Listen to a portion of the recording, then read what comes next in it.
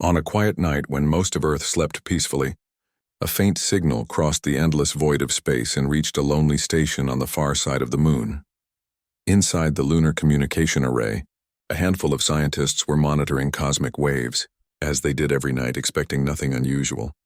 The machines hummed softly, lights blinked lazily, and the cold silence of space pressed against the station's walls. Then suddenly, the calm was broken by a sharp, irregular pattern flashing across the main monitor. At first, they thought it was static or an old satellite echo. But when the data repeated, perfectly synchronized, the lead scientist, Dr. Elena Ross, felt her heart stop. This wasn't random noise. It was a message. The signal was weak, fragmented, filled with strange frequencies they had never seen before.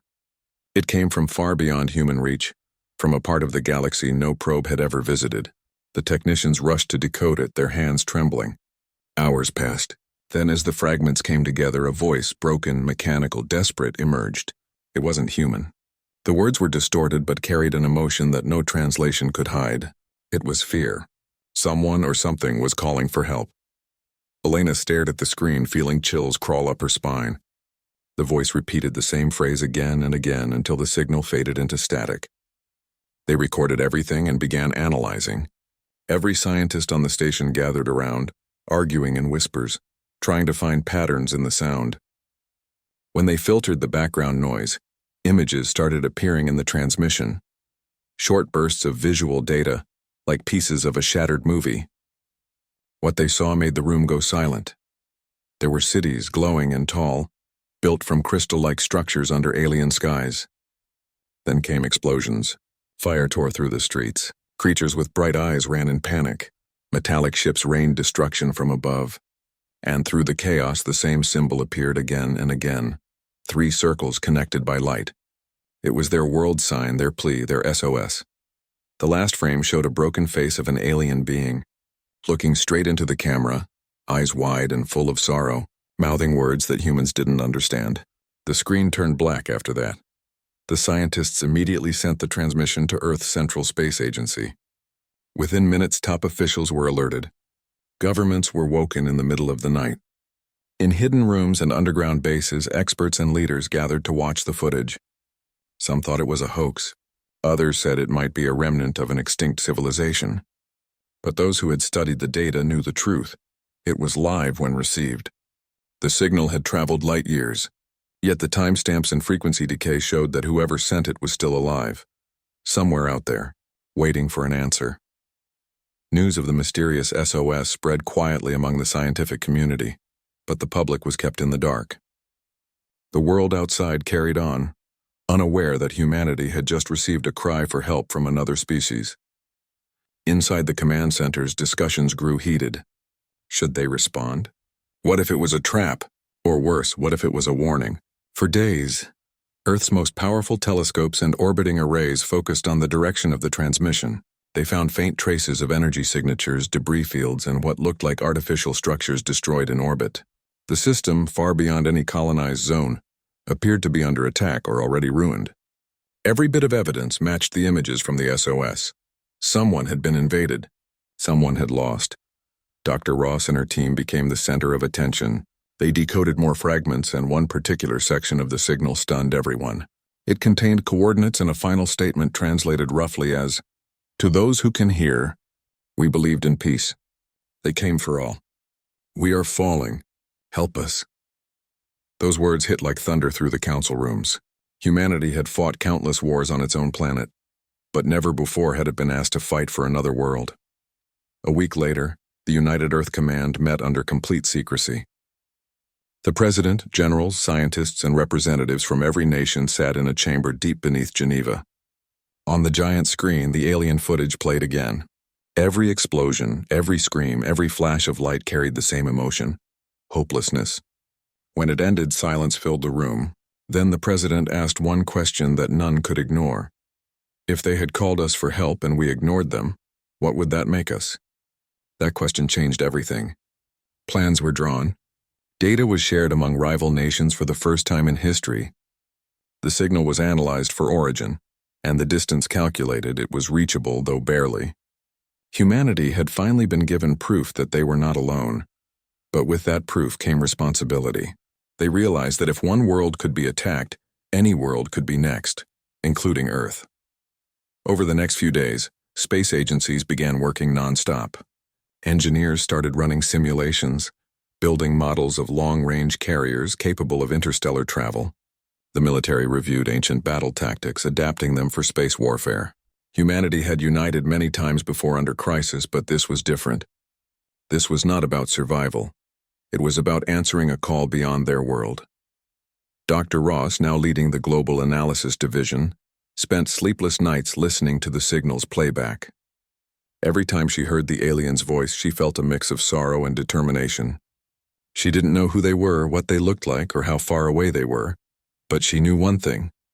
They were alive when they called, and someone out there was trying to destroy them. As days turned to weeks, more data arrived. The same message repeated at weaker strength, meaning the alien world's transmitters were failing. The scientists grew desperate. "We have to answer," Elena said in a private meeting. "Even if they never hear us, they must know they weren't alone."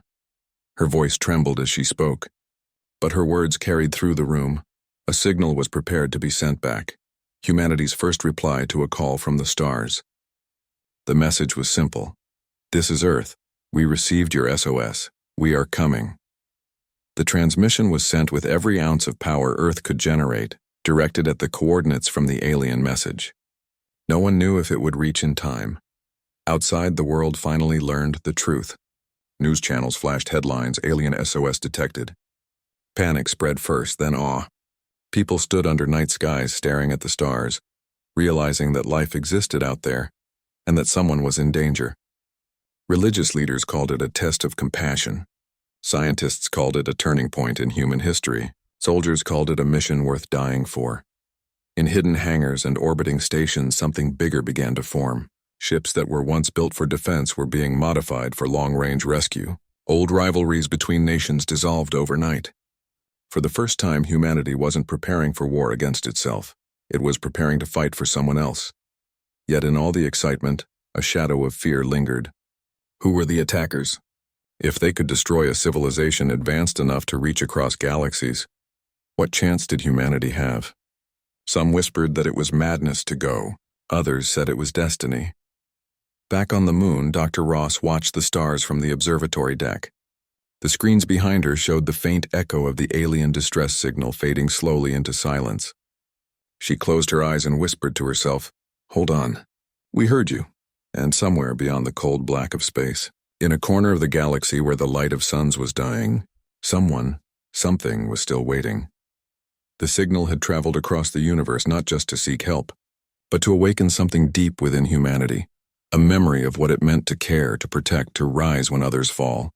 The scientists didn't know it yet, but that broken, fading SOS would become the spark that united Earth under a single purpose and started the greatest journey humankind had ever taken.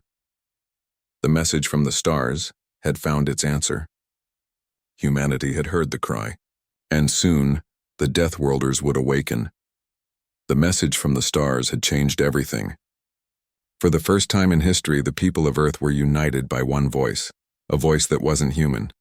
The SOS had become a symbol, a haunting reminder that somewhere beyond their sky, someone was suffering and waiting for them. Across cities, deserts, and oceans, news spread like wildfire.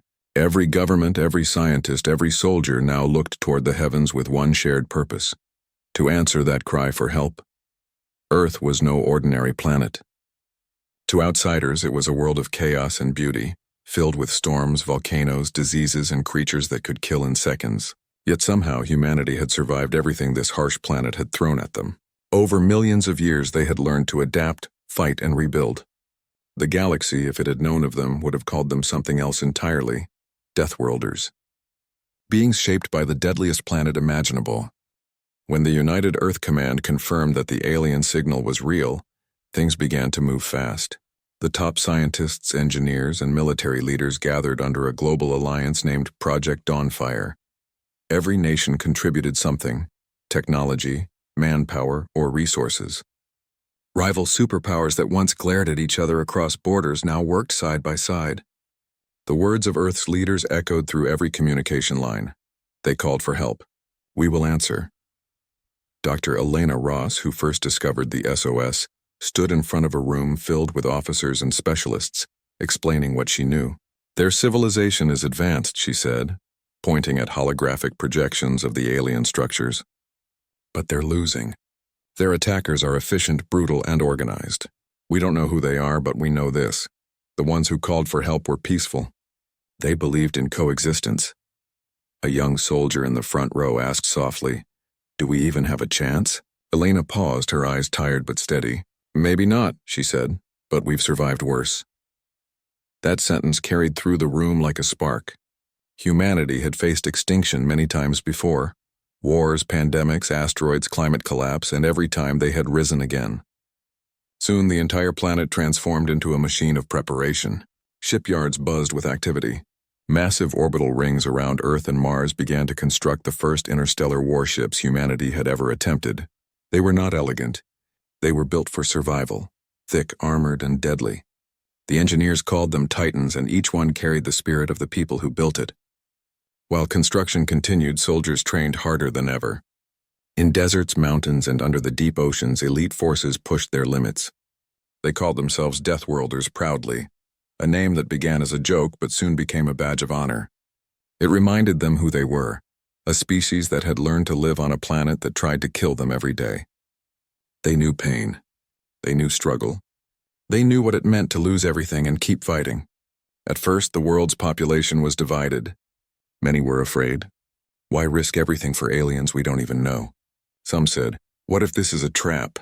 Others believed this mission was destiny. "We were meant to protect," they said. "If we ignore this call, we lose what makes us human." Over time, the second voice grew louder. Humanity had always been drawn to challenge, and deep inside, they felt this was more than just a rescue. It was a chance to prove what their species stood for.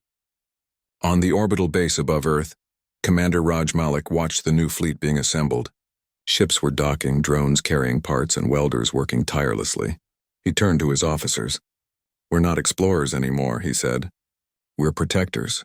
If those creatures are still alive out there, we'll find them." Dr. Ross often visited the command center, helping decode the final parts of the alien signal.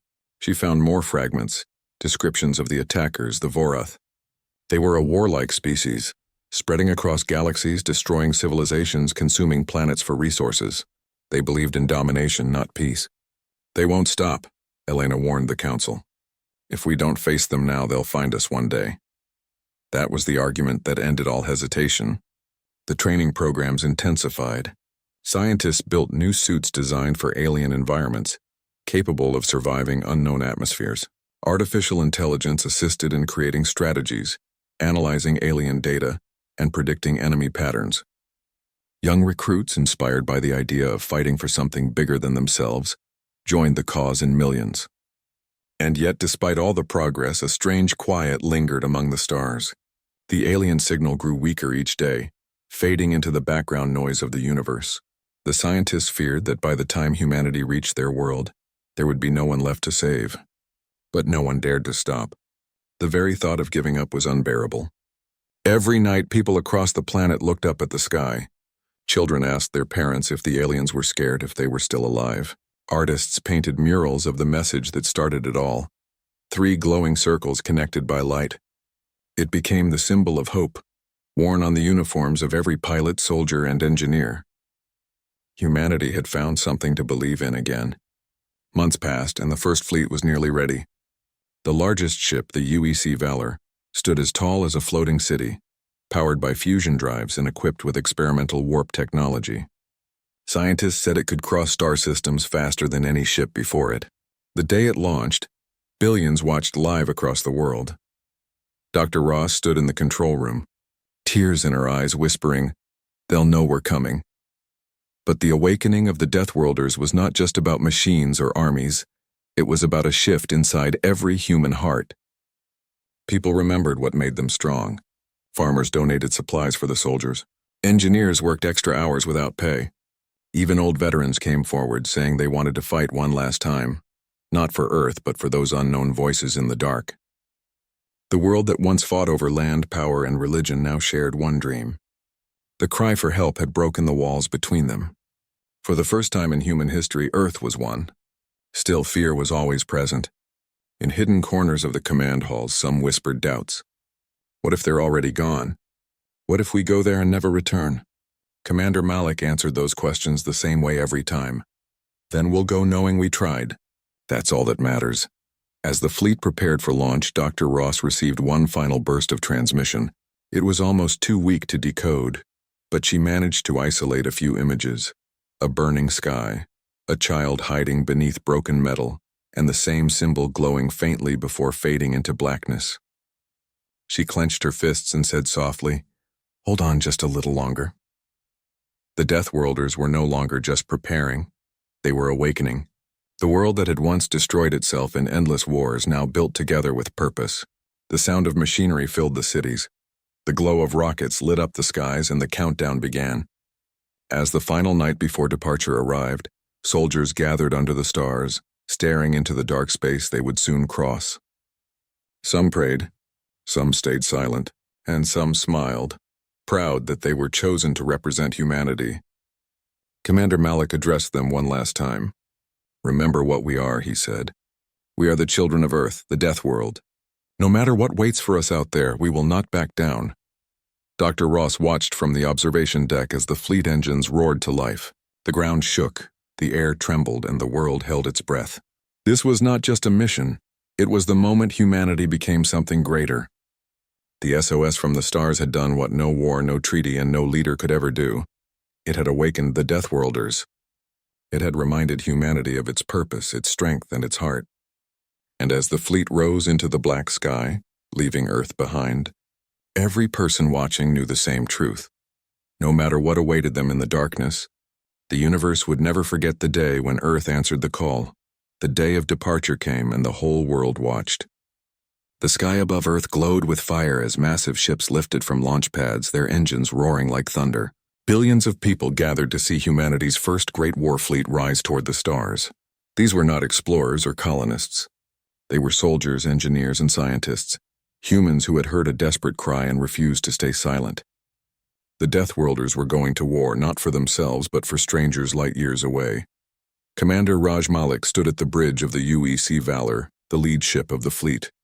He looked out through the panoramic glass and saw hundreds of ships behind him, glowing like silver specks against the dark void. "All systems green," reported the navigation officer. "Fleet ready for jump." Malik gave a small nod, his voice calm but filled with weight. "Then let's go. Set coordinates to Krylon system. Engage warp." The hum of the engines deepened, and space itself seemed to bend around them. A bright light filled the viewports, and in an instant, Earth disappeared. Humanity had left home. They were traveling across the galaxy to reach the world that had cried for help. Inside the ships, soldiers gripped their weapons, medics checked their equipment, and scientists monitored every reading from the warp engines. The journey would take weeks, and silence filled the endless blackness around them. During the voyage, Dr. Elena Ross spent every moment analyzing what little data remained from the alien signal. She replayed the fragments again and again, her eyes filled with determination. "They're still alive," she told Malik during one meeting. "I can feel it." Malik looked at her tired face and said softly, "Then we'll find them." But deep down, even he wondered if they were already too late. Days turned into weeks. Life inside the ships became routine, training, maintenance, briefings. The soldiers grew restless, waiting for the fight ahead. They told stories to pass the time, tales of Earth's harsh lands, of survival against impossible odds. Those stories reminded them of who they were. To them, space was just another kind of wilderness, another battlefield to conquer. Then one day, alarms blared across the fleet. "Incoming transmission," shouted the comms officer. "It's the same frequency as the SOS, but weaker." Elena rushed to the control console. The voice that came through was almost gone, filled with static, but she could still make out a few words. "If anyone hears, we are dying. They are everywhere." The voice broke off into static, then silence. The room fell quiet. Malik clenched his fists. "We're close," he said. "Helm, increase speed." The fleet surged forward, engines burning brighter than ever. Hours later, they entered the Krylon system, and what they saw froze everyone in place. The stars around them glowed dimly through thick clouds of debris. Once beautiful planets hung shattered, their surfaces scorched. Broken satellites and shipwrecks drifted aimlessly through space. The sensors screamed with radiation warnings. "My God," whispered one of the officers. "It's a graveyard." Elena felt her throat tighten. The images from the SOS had shown cities under attack, but this was worse. It was total destruction.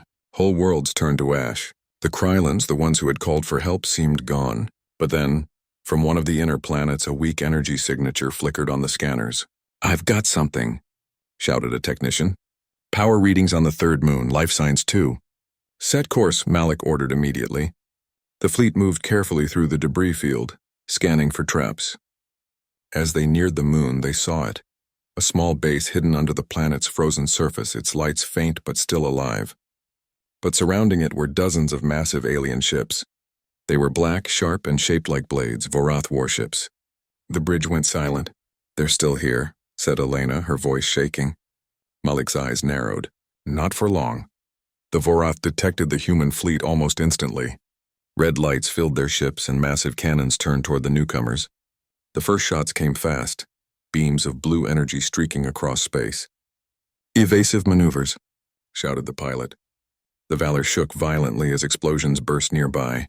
For the first time in history, humanity fought an alien war. The Deathworlders' fleet responded with brutal precision. Missiles, plasma cannons, and kinetic slugs lit up the darkness. Space became a storm of fire. Human ships moved unpredictably, using tactics the Vorath couldn't understand. They feigned retreat, then struck from blind angles. They used asteroids as shields, debris as cover, and radiation clouds to jam enemy sensors. The Vorath were strong and organized, but they had never fought creatures like humans before, beings who turned chaos into strategy. On Earth, survival meant adapting every second, and now that same instinct guided them in space. One by one, Vorath ships began to fall. On the bridge, Elena watched the chaos unfold. Her hands trembled as she monitored life signs from the moon below. "The Krylons are still alive in that base," she yelled. "We need to get through." Malik nodded. "Then we clear a path." The Valor charged forward, guns blazing. The hull groaned as enemy fire struck, but the crew held firm. Fighter squadrons swarmed out from hangars, weaving through enemy lines like angry wasps. They targeted weak points, crippling engines and cutting power to weapons. The battle raged for hours, neither side giving up. Down on the moon's surface, deep inside the Krylon base, survivors huddled in darkness. Their once bright eyes had dimmed with exhaustion and fear. When they saw flashes of explosions in the sky above, their leader whispered, "It's them, the ones who hurt us." Back in orbit, Malik received the final transmission from the Krylon base, coordinates for landing and a desperate plea. "Please, help us." Without hesitation, he gave the order. "Deploy the ground teams." Dropships burst from the Valor, diving through the atmosphere of the frozen moon. Fire trailed behind them as they dodged enemy fire. The moment they landed, human soldiers stormed out, weapons ready. They were met not with hostility, but with shock. The Krylons, thin, luminous beings, stared at their rescuers in disbelief. They had thought no one would come. The air was filled with the sound of battle as the Vorath forces descended onto the moon's surface. The Deathworlders dug in, forming defensive lines, fighting side by side with the remaining Krylons. It was chaos, energy blasts, explosions, and screams echoing through the ice valleys. Yet the humans never faltered. They fought like the world itself depended on it. Elena coordinated the battle from orbit, her voice steady despite the fear in her heart. "Hold the line. Reinforcements inbound." She watched the monitors showing ground troops pushing back wave after wave of Vorath soldiers. In one of the fiercest moments of the fight, a human Marine named Lieutenant Hayes led a small squad into the enemy flank. He carried a Krylon child in one arm and fired with the other, shouting for his team to cover retreating survivors. When he reached safety, wounded and out of breath, the Krylon leader bowed deeply to him. That moment was captured by the fleet's cameras and would later become the image that defined the war. The first moment, two species from different worlds stood together against darkness. As the battle continued, the Vorath fleet began to retreat. The Deathworlders had done the impossible. They had broken an army that had crushed countless civilizations before. When the last enemy ship exploded in the black sky, cheers erupted across the human ships. They had won their first battle, but the victory came at a heavy price. Many soldiers didn't return. Whole sections of the fleet were damaged and the Krylon moon was covered in ruins. Yet as the smoke cleared, there was a strange silence in the air, a silence filled not with fear but hope. The survivors looked at the humans and saw something new. Commander Malik stood on the surface of the moon, the alien sky burning faintly above him. Elena landed beside him, her eyes wet with tears. "We found them," she whispered. Malik looked at the horizon where broken alien cities glowed faintly in the distance and said, "No, they found us." The Krylons gathered around their human saviors, their glowing hands reaching out in gratitude. For them, the Deathworlders were not monsters, they were legends. Beings who came from a world of pain yet chose to fight for others. That night, as the fleet orbited the ruined moon, the humans sent a new message across the stars. It was short, simple, and filled with power. "This is Earth. The Krylons are not alone." The message echoed through the void, reaching distant worlds carried by the same cosmic winds that once brought the SOS. It was a promise that wherever there was darkness, the Deathworlders would rise again. For humanity, this was only the beginning. They had marched to the stars and faced an enemy beyond imagination. And though they had lost much, they had gained something greater: the respect of the galaxy and the bond of a new ally. The march to the stars had ended in blood and fire, but it had also awakened a truth buried deep in every human heart. They were no longer just children of Earth. They were protectors of the living, survivors of the death world who had learned one thing above all: when someone cries for help, humanity answers. The stars above the Krylon moon still burned with the smoke of war. Pieces of broken ships drifted in the void, glowing faintly as they caught the light of a dying sun. The Deathworlders had won their first battle, but everyone on board the human fleet knew this was not the end. It was only the beginning. The Vorath had been pushed back, not destroyed. Somewhere in the darkness they were regrouping, and when they returned, they would come with vengeance. Commander Raj Malik stood on the bridge of the UEC Valor, staring silently at the holomap filled with red blips. "They're coming back in force," said the tactical officer. "Thousands of ships." Malik didn't flinch. He looked at the faces of his crew, tired, bloodied, but unbroken. "Then we hold the line," he said simply. "If the Krylons fall, we all fall." The Krylon survivors, weak and wounded, worked alongside human engineers to rebuild what little defense they could.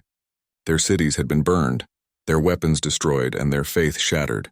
But seeing the humans, these strange creatures from a faraway death world, stand ready to fight for them reignited something inside them. They began to hope again. Dr. Elena Ross worked in the medical bay, helping both humans and Krylons recover. The air smelled of medicine and metal. "You people are strange," one Krylon soldier whispered to her as she treated his wounds. "You came from so far." "Why?" Elena smiled softly. "Because you asked for help," she said. "And we couldn't ignore that." The Krylon closed his eyes, tears forming. "No one ever comes for the dying," he whispered. "Until now." Outside the ship, the stars shifted as the second wave of the Vorath appeared. Thousands of warships emerged from the darkness like a storm. Their engines glowed red, their weapons already charging. The sky became a wall of light and death. "All ships prepare for engagement," Malik ordered. Sirens blared. Soldiers ran to battle stations. The Krylons watched in awe as humans prepared for what looked like certain death. But there was no fear in their eyes. The first shots came like thunder. The Vorath fleet unleashed everything at once. Beams of plasma cut through space, turning smaller ships into ash. The humans returned fire, their own cannons blazing white. Explosions bloomed like fiery flowers across the void. The Valor shook violently as the impact waves hit, but the crew held their ground. Human fighters darted between enemy lines like ghosts, moving faster than the Vorath could track. The Deathworlders fought with wild creativity, something no alien species had ever seen before. They used debris as shields, launched counterattacks from behind destroyed ships, and even rammed their crippled vessels into the enemy to protect others. Each explosion lit up the blackness like a heartbeat of fury. Down on the Krylon moon, ground forces prepared for invasion. The Vorath were sending dropships to finish what they started. Human and Krylon soldiers stood shoulder to shoulder in the frozen valleys, their weapons pointed at the sky. When the enemy ships began to descend, the ground trembled. "They're landing!" shouted a Krylon scout. Commander Malik's voice came through the comms, calm but sharp. "Hold your ground. Remember who you are," the Deathworlders roared in reply. The battle for the Krylon moon began. The Vorath soldiers were monstrous, taller, stronger, with armor that could stop bullets. But humans had faced monsters before. The Deathworld had trained them well.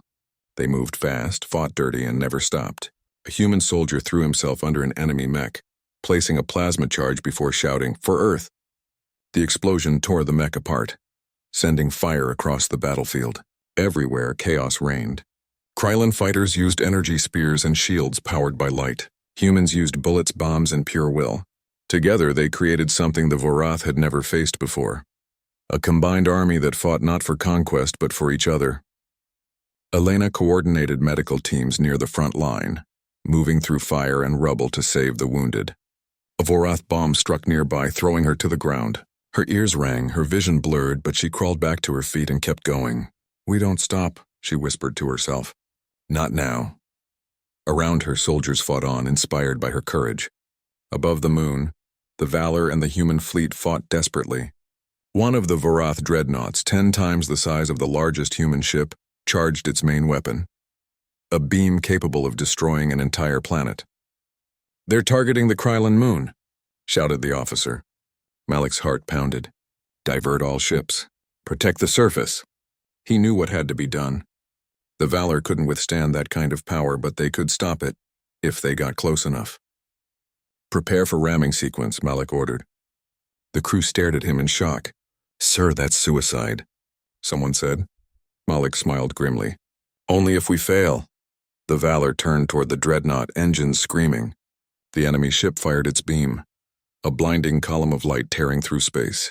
But before it could reach the moon, the Valor slammed into its hull. The explosion was so bright it lit up half the system. The blast tore the dreadnought apart, and with it, the Valor. For a moment, everything went silent. The Krylons on the surface stopped fighting. The humans looked up at the burning light in the sky. Elena felt her heart sink. "Raj?" she whispered. But then, through the static, his final message came through the comms. "Tell them, Earth stands." That message ignited something inside every soldier. The humans, now leaderless, fought even harder. The Krylons, inspired by the sacrifice, rose with them. They pushed back the Vorath forces step by step through fire and blood. The sky rained debris. The ground shook with explosions, but neither side surrendered. When the Vorath finally realized they could not win, they began to retreat. Their ships turned and vanished into the blackness, leaving behind wreckage and silence. The war was over, at least for now. Elena stood among the ruins, staring at the smoke rising from the battlefield. The Krylon leader approached her, his glowing eyes filled with gratitude. "Your people, they are unlike any we have known," he said softly. "You came from a world of death, yet you bring life." Elena smiled faintly, tears running down her dirt-covered face. "We're not heroes," she said. "We just don't give up." The surviving human ships gathered what was left of their fleet. They sent out distress beacons for the fallen, marking the wreckage of the Valor as sacred ground. The Krylons built a monument there, a massive crystal tower that reached toward the stars. On it, they carved words in both languages, for those who came when all hope was lost. As days passed, the Krylons began rebuilding their world. With human help, they restored their cities, healed their wounded, and started to dream again. The Deathworlders taught them how to fight, but also how to survive. In return, the Krylons shared their technology, their history, and their stories of peace. Elena often visited the site where the Valor fell. She would stand there quietly, looking at the stars and whispering the same words every time. "We made it." To her, Malik's sacrifice wasn't the end. It was the beginning of something greater. Humanity had proven what it truly was. Across the galaxy, the story of the battle spread. Other civilizations heard of it. The tale of the Deathworlders who came to fight for strangers. To some it was terrifying. To others it was inspiring. The Vorath learned a lesson they would never forget. Never underestimate the children of Earth. The Krylons began to call the humans a new name, the Guardians of the Burning Sky. They said that when the sky turned to fire, the humans stood unshaken. The name spread from system to system, becoming legend. Back on Earth, when the message finally reached home, the entire planet listened in silence.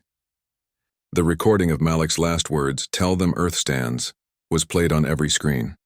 People wept, not just for him, but for what it meant. Humanity, once divided and selfish, had found its purpose again. The war had changed them. They were no longer just survivors of a dangerous world. They were protectors, defenders, and now a part of something much larger. The universe knew their name, and it would never forget the fury and compassion of the Deathworlders. As the Krylon sun rose over their rebuilt city, Elena stood with the surviving soldiers and watched the light spread across the horizon. The air was calm, the wind gentle. For the first time since the SOS had reached Earth, there was peace. She looked up at the sky and whispered, "We heard you, and we came." The Deathworlders had shown the galaxy that even in the darkest corners of space, when hope seemed lost, humanity would rise, not for conquest, not for power, but because their hearts refused to turn away from a cry for help. The wrath of Earth had burned through the stars, and in that fire, a new kind of light was born, the light of unity, courage, and the promise that as long as humans lived, no one would ever face the darkness alone again. Months passed after the Great War, but its echoes still lived in every heart. The Krylon moon, once filled with destruction and ash, had started to bloom again. Where there were craters, now gardens grew. Where there was silence, now laughter returned. The humans stayed to help rebuild. Though many had lost everything, they were not just guests anymore. They had become family to the Krylons. Dr. Elena Ross walked through the rebuilt Krylon capital.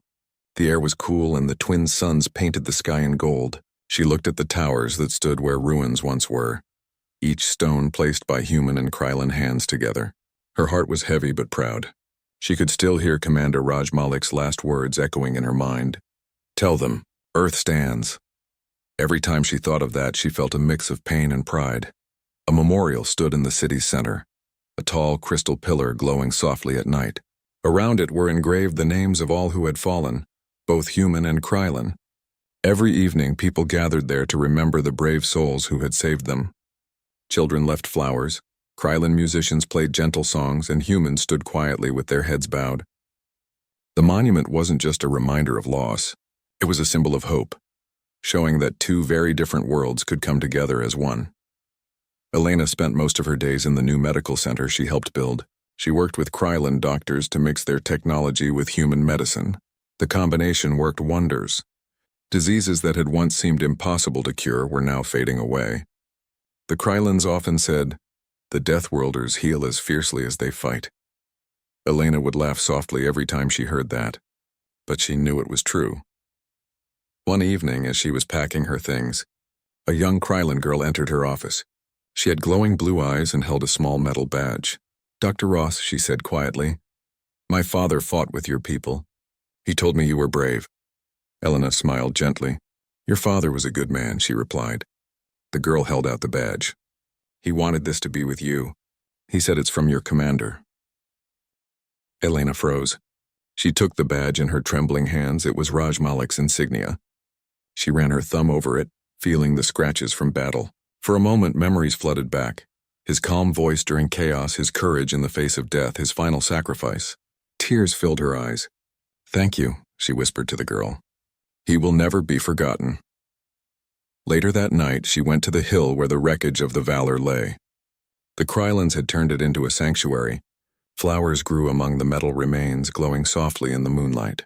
She placed the badge on the highest piece of wreckage and stood there silently. "We did it, Raj," she whispered. "You saved them. You saved all of us." Far from the Krylon moon, the news of the Deathworlders' victory spread through the galaxy. Planets that had never dared to stand against the Vorath began to rise. They sent messages to Earth asking for friendship, for alliance, for guidance. The humans, once seen as primitive and dangerous, were now seen as protectors. The United Earth Command received thousands of transmissions from alien worlds. Some offered trade, some offered knowledge, and some simply said thank you. The humans were shocked. For the first time in history, Earth wasn't alone. The universe had taken notice of them, not for their weapons, but for their heart. The leaders of Earth held a grand assembly. The message from the Krylon homeworld was broadcast live. A Krylon elder spoke, his voice full of emotion. "The Deathworlders came when we were lost. They fought, they bled, and they stayed. We owe them our future. Today, we name them the Guardians of the Stars." When the message ended, the entire Earth cheered, streets filled with people waving flags and crying with pride. For so long, humanity had been divided, by countries, by greed, by fear, but now something greater united them. They realized they were part of something vast and beautiful. The stars were no longer distant dreams. They were family. Back on the Krylon moon, life continued to grow. Humans and Krylons lived side by side, learning from each other. Children born after the war didn't see each other as different species. They saw each other as friends. They played together, studied together, and spoke a mix of both languages. A new culture was forming, one built on trust, courage, and shared pain. One morning, Elena received a message from Earth. The United Earth Council had offered her a new mission, an exploration fleet heading beyond known space to search for other civilizations in need. For a moment, she hesitated. The Krylon moon had become her home, and the people here were like family. But then she thought of Raj Malik and what he would have said. He would have told her to go, to keep moving forward. That night, she went to the Krylon leader to say goodbye. He looked at her with sadness and gratitude. "You will always have a home here," he said. "Your people gave us back our future. The stars will remember," she smiled softly, "and we will remember you. The universe is big, but we'll find our way back." Before she left, she visited the memorial one last time. The twin suns were setting, painting the sky red and gold. The names on the crystal pillar glowed in the fading light. She placed her hand on the glass and whispered, "We'll keep going. We'll make sure it was all worth it." As her ship lifted off, the Krylons gathered below, waving and singing their ancient songs of farewell. The stars stretched out before her like an endless sea. The engines hummed softly, and Earth's blue symbol shone proudly on the hull. She watched as the Krylon moon grew smaller and smaller, until it became just another point of light among billions. In her cabin, she took out Raj's badge once more. She hung it beside the window where the light from the stars touched it. "We're not done yet," she said quietly. "This is just the beginning." Meanwhile, deep in the shadows of space, the remnants of the Vorath fleet drifted silently. Their leaders, hidden in the darkness, watched recordings of the battle. They saw how the humans fought, not like soldiers, but like storms. Fear began to creep into their cold hearts. One of them whispered, "The Deathworlders have awakened." Another replied, "Then we must prepare. The next war will decide everything." They began to rebuild too, but this time with caution. They knew they couldn't face humanity alone. The galaxy was changing and the balance of power had shifted. The legend of the Deathworlders had spread far and wide, and every race now watched Earth with both respect and fear. Back home, humanity started a new era. The United Earth Command became the United Galactic Alliance, with the Krylons as their first allies. Together, they built starbases, trade routes, and defense stations across nearby systems. Scientists worked on new technologies powered by Krylon energy cores. The war had taken much, but it had also given them a reason to grow. In classrooms across Earth, children learned about the battle of the Krylon moon. They studied the names of heroes like Raj Malik, Elena Ross, and countless others. Every school began the day with the same words, "Tell them Earth stands." It became a symbol of human spirit, reminding everyone that even in darkness, hope could survive. Years later, when Elena's ship reached the edge of the known galaxy, she looked out the window and saw a new world.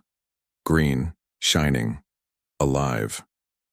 The sensors detected signs of life and a faint signal, weak but familiar. It wasn't human, but it carried the same desperate tone as the Krylon's old SOS. She smiled sadly, knowing what she had to do.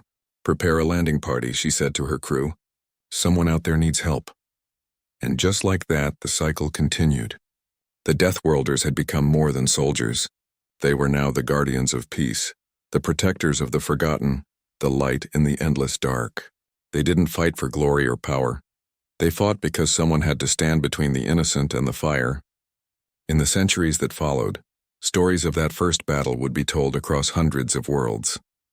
Songs would be sung about the humans who came from a dangerous world and changed the galaxy forever. Some would call them monsters. Others would call them saviors. But all would agree on one thing.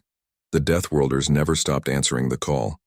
And somewhere among the stars, the voice of Commander Raj Malik would still echo through history. "Tell them Earth stands." Because that was who they were. Humans, children of a world that taught them how to survive anything. A species born from struggle, hardened by chaos, and yet capable of boundless compassion. Wherever there was a cry for help, wherever there was darkness, humanity would come. And every time they did, the universe would remember. The Deathworlders had awakened, and the stars would never be the same again.